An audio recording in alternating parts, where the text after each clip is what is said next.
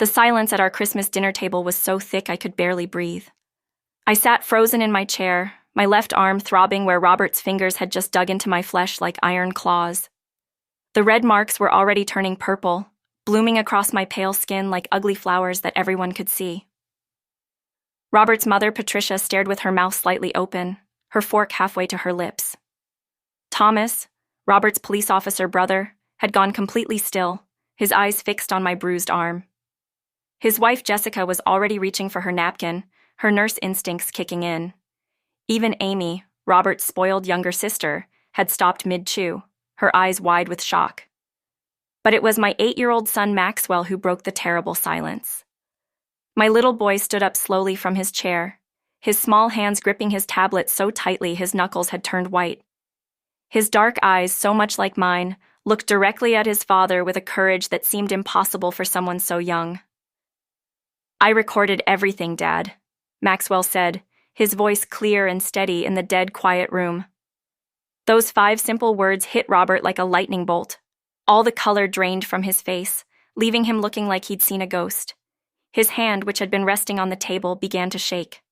The confident, controlling man who had just humiliated me in front of his entire family suddenly looked terrified. "What did you say?" Robert whispered, his voice barely audible. Maxwell held up his tablet, the screen glowing softly in the dim dining room light. "I said I recorded everything, not just today, everything.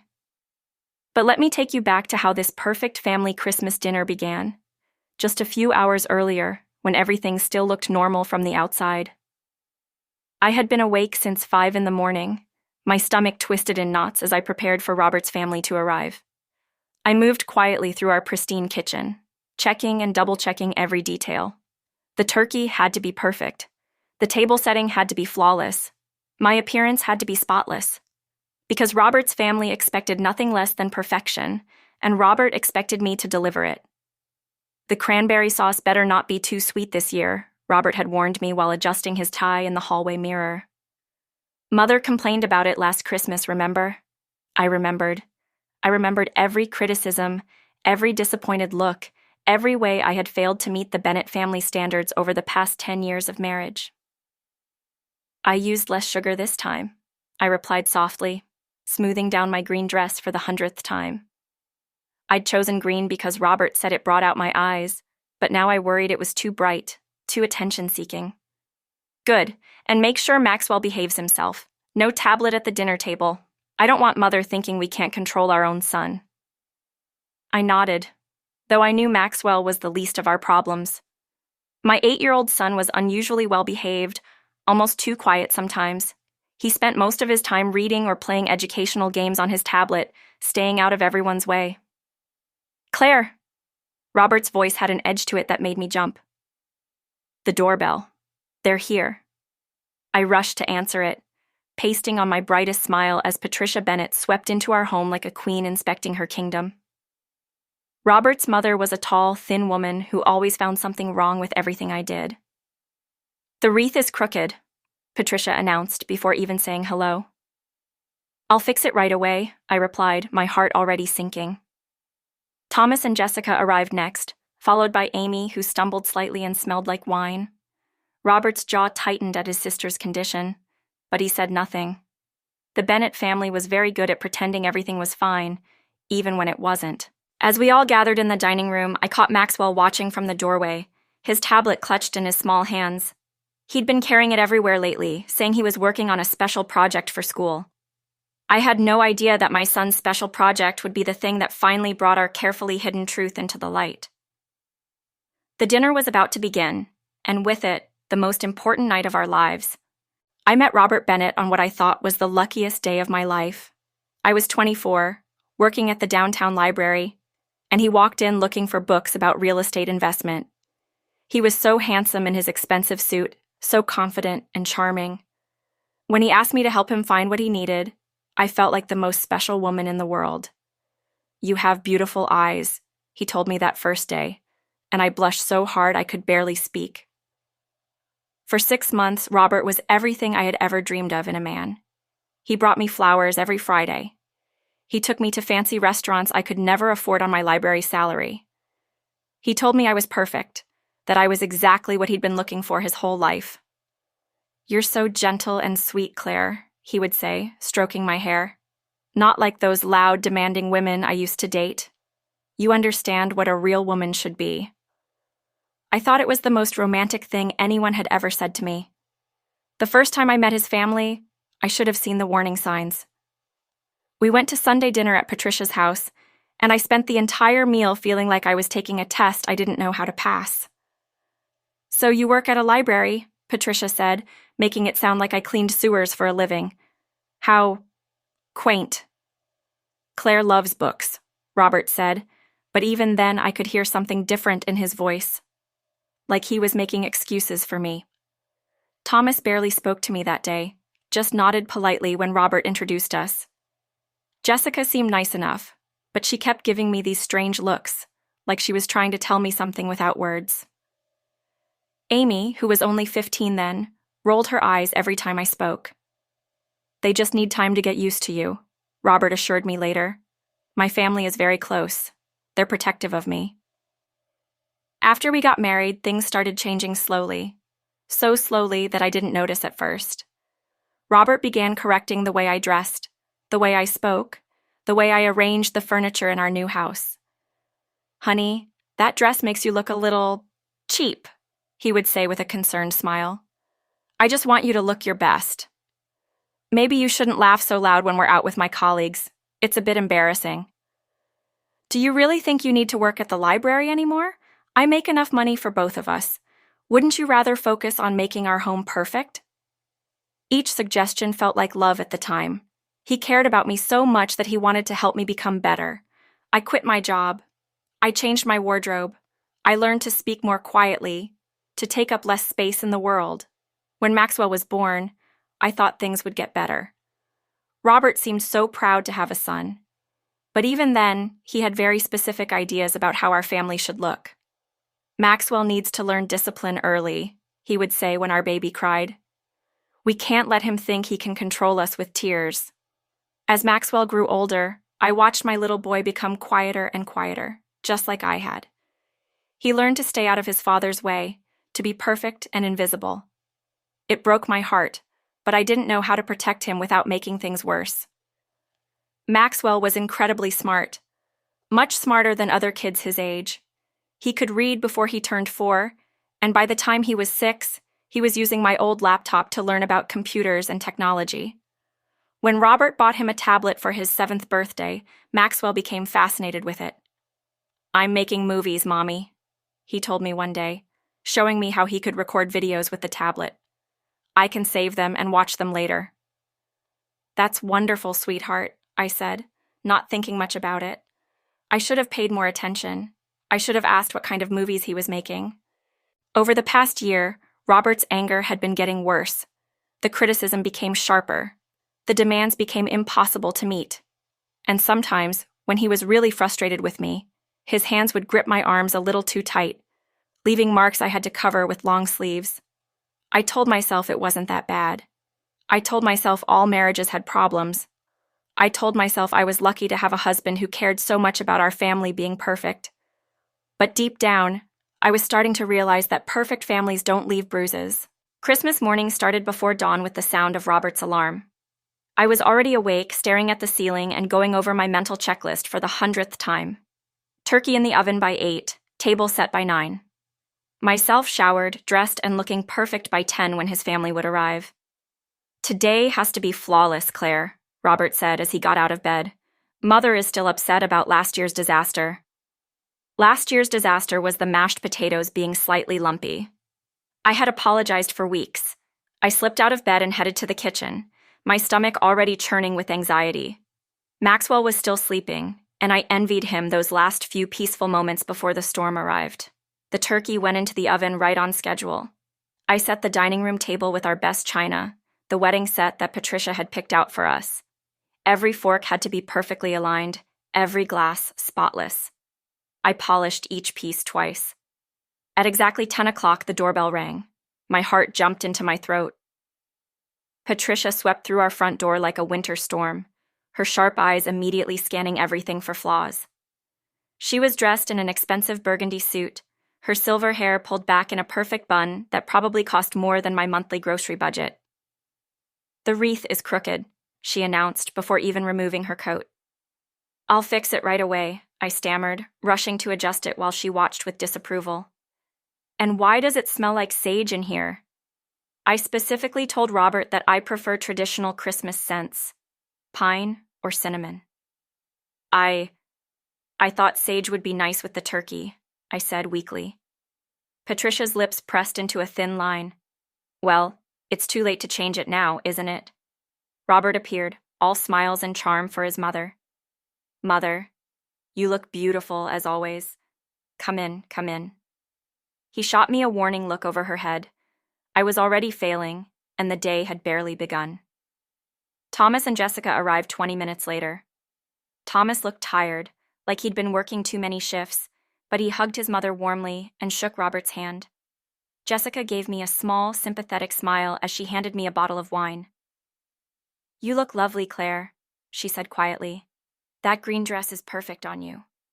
"Thank you," I whispered, grateful for even that small kindness. But Patricia overheard. "Green is such a bold choice for Christmas. I always think red or gold is more appropriate for the holidays."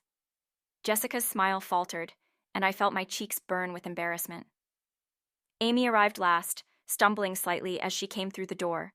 Her makeup was smudged, and she reeked of alcohol and cigarettes. At 25, she still acted like a teenager, and Robert's jaw tightened as he watched her nearly trip over the coffee table. "Amy, are you drunk?" he asked through gritted teeth. "It's Christmas, Bobby," she slurred, using the childhood nickname she knew he hated. "Lighten up." Patricia's face went white with fury. "Amy Bennett, you are a disgrace. How dare you show up to family dinner in this condition?" "Oh, please," Amy laughed, throwing herself onto our white sofa with her dirty boots still on. "Like this family doesn't have bigger problems than me having a few drinks." The tension in the room became suffocating. Robert's hands clenched into fists at his sides. Thomas stared at the floor. Jessica busied herself arranging the wine bottles I'd set out. That's when Maxwell appeared in the doorway, clutching his tablet against his chest.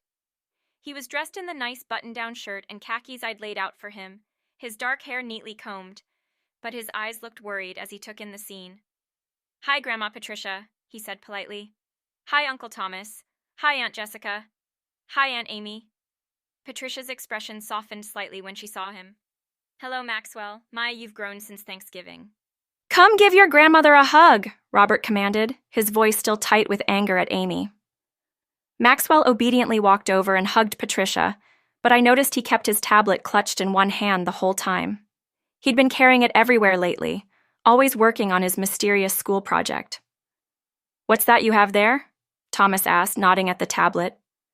"Just some games," Maxwell said quietly. "And videos." "Videos?" Jessica asked with interest. "What kind of videos?" Maxwell glanced at me, then at his father, his young face suddenly guarded.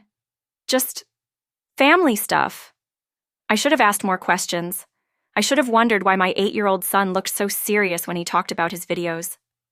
But the timer for the turkey was beeping, and Patricia was already criticizing the way I'd arranged the appetizers, and I was too busy trying to keep everything perfect to pay attention to the warning signs. "Shall we sit down for dinner?" I announced with forced cheerfulness, my voice slightly shaky as I gestured toward the dining room. The table looked beautiful, I had to admit. The white tablecloth was spotless, the candles flickered warmly, and the good china gleamed under the chandelier. But as everyone took their seats, I felt like I was walking into a courtroom where I was already guilty. Patricia positioned herself at Robert's right side, the place of honor. Thomas and Jessica sat across from each other, while Amy slumped into her chair, still reeking of alcohol. Maxwell took his usual spot at the far end, his tablet resting quietly in his lap.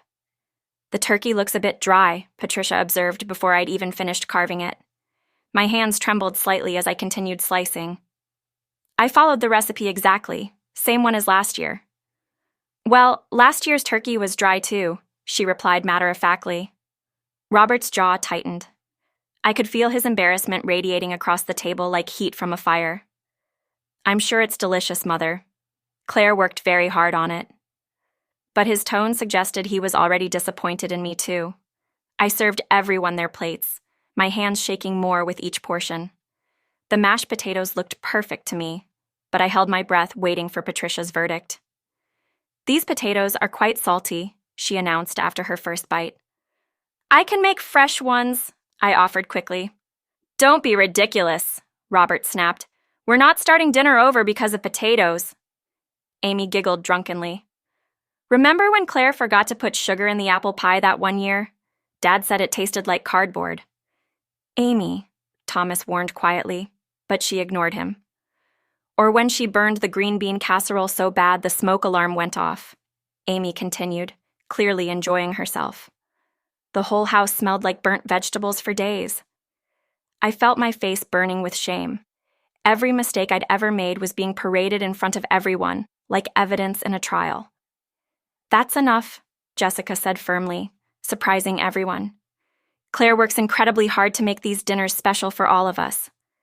Patricia's eyebrows shot up. "Excuse me?"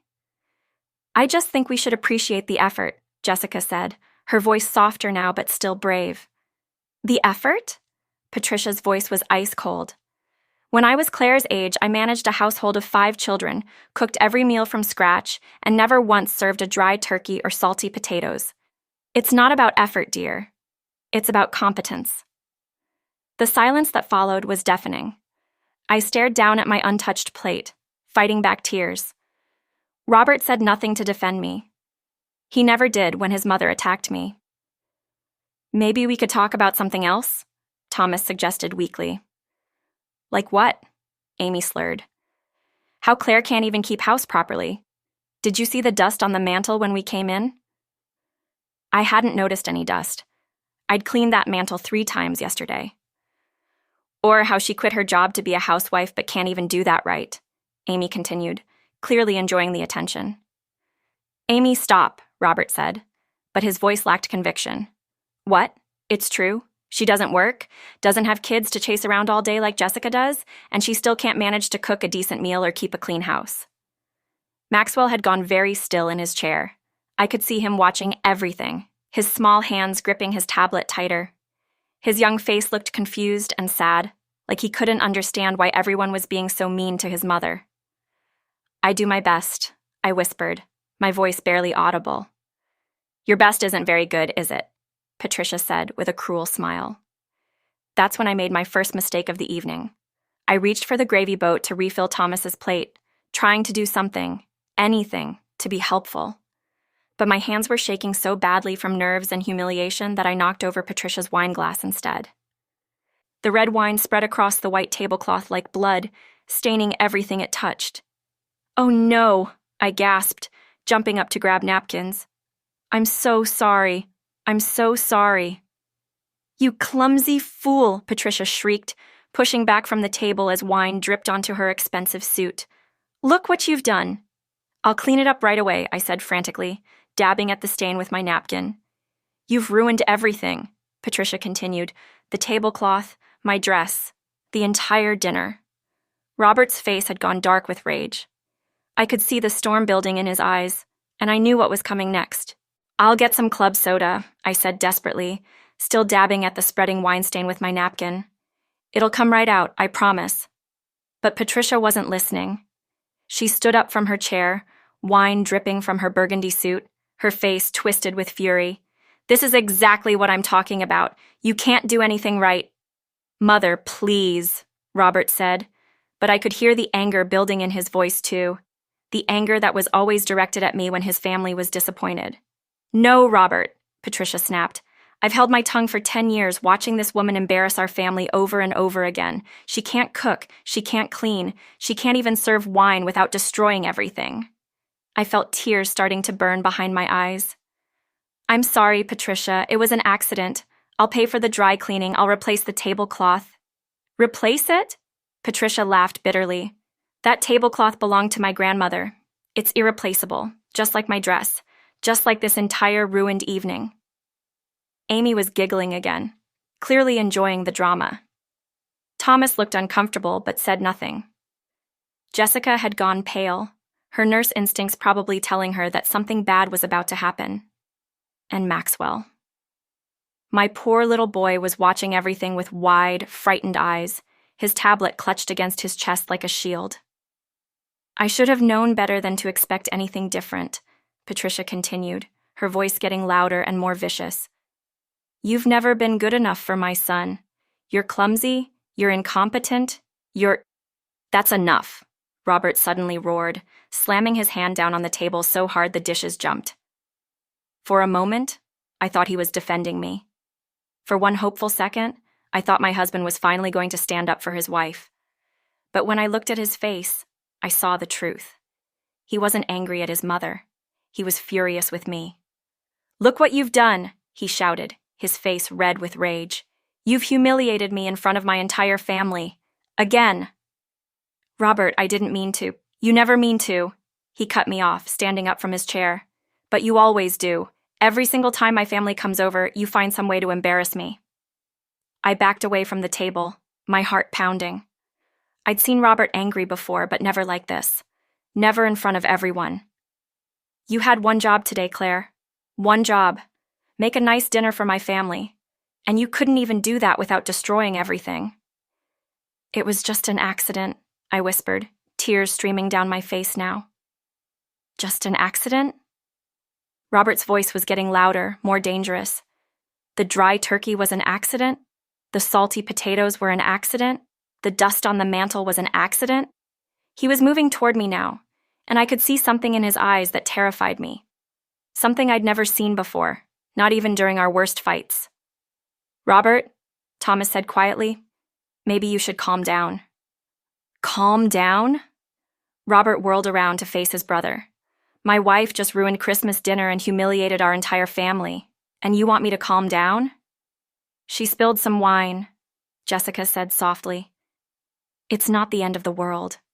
It's not just the wine, Robert screamed. It's everything. She's useless. She can't do anything right. That's when he grabbed my arm. His fingers dug into my flesh like iron claws, squeezing so hard I gasped in pain. The grip was vicious, meant to hurt, meant to punish me for embarrassing him.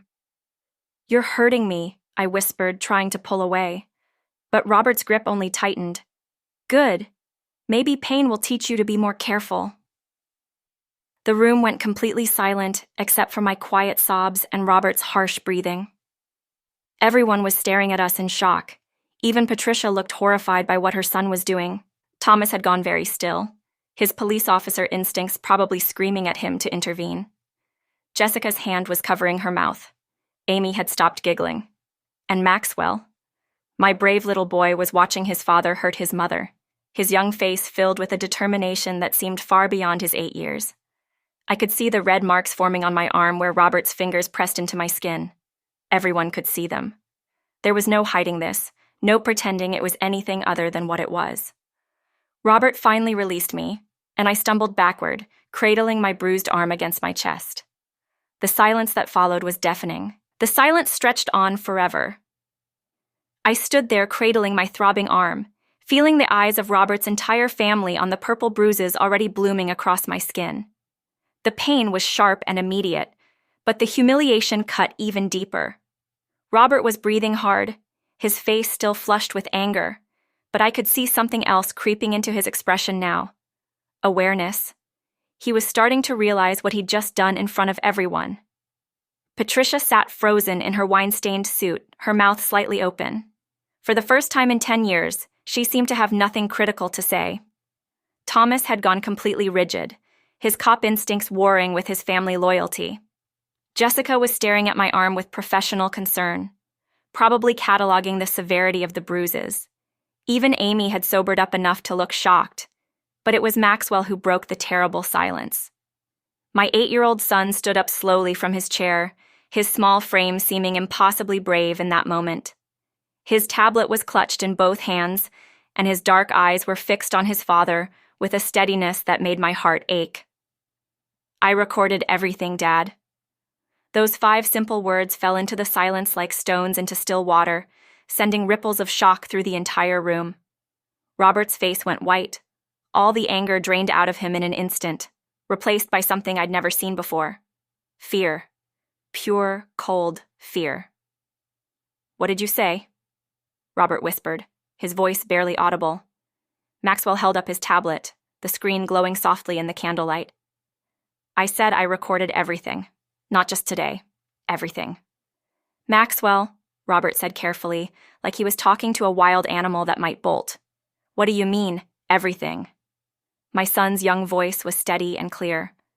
"All the times you hurt Mommy, all the times you yelled at her and made her cry, all the times you grabbed her arms and left marks. I recorded it all." The room erupted in shocked gasps. Patricia's hand flew to her chest. Thomas leaned forward in his chair, his police training taking over. Jessica was already moving toward me, her medical instincts kicking in.